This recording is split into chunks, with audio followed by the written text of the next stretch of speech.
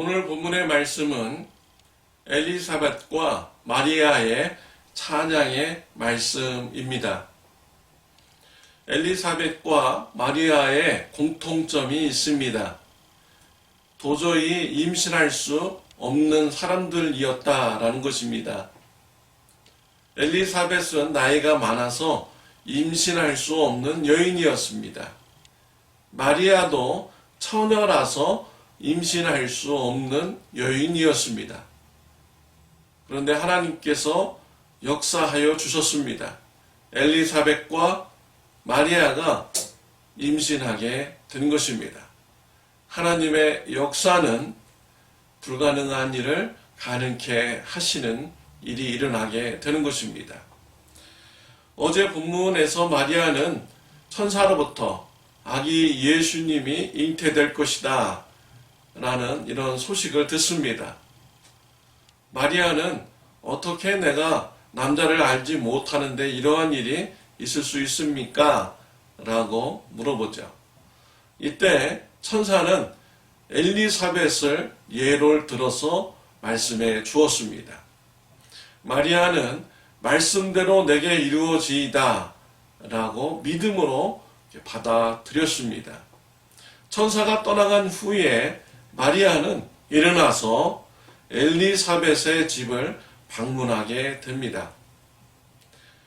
마리아는 갈릴리 지역에 살았습니다. 나사렛에 살았습니다. 엘리사벳은 유대 지역에 살았습니다. 예루살렘 뒤편에 있는 산골 마을에 살았습니다. 먼 거리입니다. 몇 날 며칠을 가야 될 만한 거리였습니다. 마리아가 이 먼 여행길을 왜 갔습니까? 천사가 전화해 준 하나님의 말씀이 정말인지 알고 싶어서 가게 된 것이지요. 하나님의 역사로 임신된 엘리사벳을 보기 위한 것이었습니다. 하나님께서 제시해 준 표적을 보기 원해서 먼 여행길을 출발한 것입니다.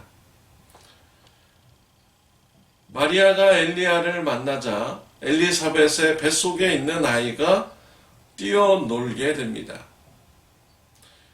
엘리사벳은 마리아에게 이렇게 말합니다.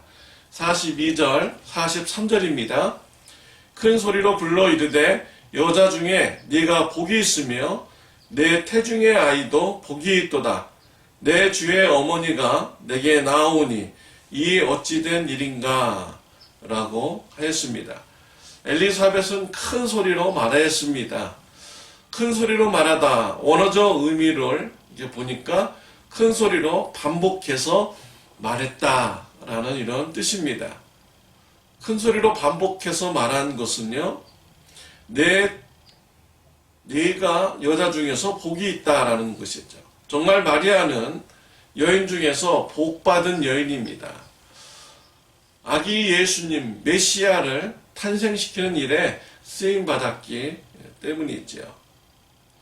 또한 내 태중의 아이도 복이 있도다 라고 엘리사벳은 큰 소리로 반복해서 말했습니다. 맞습니다. 우리 예수님은 복되신 분입니다. 이 땅에 오셔서 십자가의 고난을 감당함으로 많은 사람들을 죄 사해 주시는 구원 사역을 이루신 우리 예수님, 죽으시고 부활하신 예수님, 왕 중의 왕으로 높여 올림받은 우리 예수님, 예수님은 복되신 이런 분인 것이죠. 이 엘리사벳은 놀라운 말을 합니다. 43절에 보면은 태중의 아이를 내 주다라고 이렇게 고백을 하고 있습니다. 여기서 주라는 이런 단어는 하나님을 가리킬 때 쓰는 이런 단어입니다. 엘리사벳은 마리아 뱃속에 잉태되어 있는 이 아이가 바로 하나님이시다라고 고백을 한 것입니다. 예수님은 태초부터 하나님과 함께 계셨습니다. 예수님이 말씀이십니다. 하나님께서 말씀으로 창조하실 때 그 말씀이 역사하셔서 모든 만물을 창조하셨습니다. 그러니까 우리 예수님은 성자 하나님이신 것이지요. 엘리사벳이 이것을 알고 내 주다라고 예수님을 향하여서 고백을 한 것입니다. 어떻게 이 엘리사벳이 이 엄청난 사실을 알게 되었을까요? 또 마리아가 잉태되었다는 것을 말도 하지 않았는데 어떻게 알게 되었을까요? 45절에 41절에 나오고 있습니다. 성령의 충만함을 받아라고 했습니다. 성령 충만함으로 엘리사벳이 알게 된 것입니다. 엘리사벳이 자신의 지적 능력으로 알게 된 것이 아니라 성령님께서 깨닫게 해주시고 알게 해 주신 것입니다. 또 45절에 보면 엘리사벳은 마리아의 신앙을 위로하고 있습니다. 주께서 하신 말씀이 반드시 이루어지리라고 믿은 그 여자에게 복이 있도다 라고 하였습니다. 성도의 아름다운 교제의 모습인 것이죠. 서로 하나님의 도구로 쓰임받은 여인들입니다. 마리아의 그런 믿음을 칭찬하며 위로하여 주고 있습니다. 아름다운 성도의 교제의 모습인 것이죠. 이와 같은 아름다운 성도의 교제의 모습이 우리 참 좋은 교회 안에 풍성하시기를 바랍니다. 우리는 우리 교회 안에 구원 사역을 감당하려고 협력하여서 감당하라고 하나님께서 모여주시게 하셨습니다. 우리가 구원 사역 우리가 감당할 때 서로 위로해주고 격려해주면서 하나님의 일을 잘 감당하는 이런 풍성한 일이 있으시기를 바랍니다. 46절부터는 이 마리아의 찬양입니다. 48절에 보면 그의 여종의 비천함을 돌아보셨습니다. 보라 이제 후로는 만세의 날을 복이 있다 일컬이루리로다 라고 했습니다. 마리아는 엘리사벳을 만나서 더욱더 이제 확신을 하게 됩니다. 하나님의 아들 메시아가 자신을 통해서 탄생되신다는 것을 확신하게 되는 것이죠. 이러한 사실을 생각할 때 마리아는 하나님의 은혜에 감격하게 됩니다. 그리고 저절로 마리아의 입술에서 하나님을 찬양하는 찬양이 흘러나오게 되었습니다. 마리아는 하나님께서 자신의 비천함을 돌아보셨다라고 고백을 하고 있습니다. 마리아는 귀한 사람이 아닙니다. 마리아는 나세렛이라는 시골 촌동네에 사는 평범한 이런 여인이었습니다.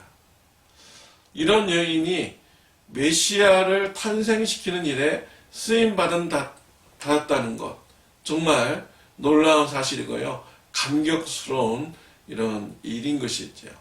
왜 하나님께서 마리아를 선택하셨습니까? 정말 하나님의 은혜입니다. 아무 자격 없어도 하나님께서 거둬주시는 선물로 마리아를 선택하신 것입니다. 마리아는 믿음으로 이것을 받아들였고 순종하였습니다. 이것이 마리아에게 큰 복이 된 것이죠. 마리아는 스스로 고백하기를 비천한 나를 하나님께서 돌아보셨다라고 고백을 한 것입니다. 마리아는 계속해서 하나님을 찬양합니다. 이런 마리아의 찬양을 보면은 마리아가 자신 중심으로 찬양한 것이 아님을 알 수가 있습니다. 55절 말씀에 보면은 우리 조상에게 말씀하신 것과 같이 라고 말씀을 하고 있어요. 우리라는 이런 단어를 사용하였습니다. 그러니까 마리아는 하나님을 찬양할 때 이스라엘의 공동체의 한 사람으로서 하나님을 찬양을 드린 것입니다. 마리아가 하나님을 어떤 분으로 찬양 드렸습니까? 두려운 자들에게 긍휼을 베푸신 하나님, 교만한 자를 흩으시는 하나님, 권세 있는 자를 내리치시는 하나님, 비천한 자를 높이시는 하나님, 줄이는 자에게 좋은 것으로 배불리시는 하나님이라고 찬양을 드렸습니다. 이런 것을 볼 때 성경학자들은요, 마리아가 출애굽기를 염두에 두고 하나님을 찬양드렸다라고 이렇게 해석하고 있습니다. 하나님 앞에 교만한 애굽 왕을 심판하셨습니다. 권세 있는 자를 내리치셨습니다. 애굽에서 노예로 살고 있는 비천한 이스라엘 백성들을 하나님께서 사랑해 주셨습니다. 그들을 노예에서 해방시켜 주셨습니다. 광야에서 좋은 것으로 먹여주시며 그들을 인도하여 주셨습니다. 마리아는 출애굽기를 생각하며 하나님을 찬양했습니다. 이것은 무엇을 의미합니까?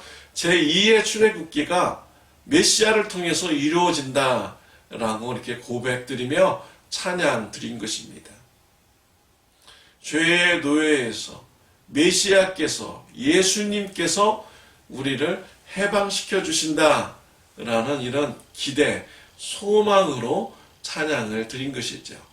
예수님께서 이 땅에 오신 것은 죄인을 부르러 오셨습니다. 죄에 노예된 자들, 죄로 인해서 비천하게 된 자들을 구원하기 위해서, 건져주시기 위해서 예수님께서 이 땅에 오신 것이죠. 겸손한 마음을 가지고 예수님을 영접한 자에게는요, 비천한 자가 귀하게 되는 축복을 받게 되는 것입니다.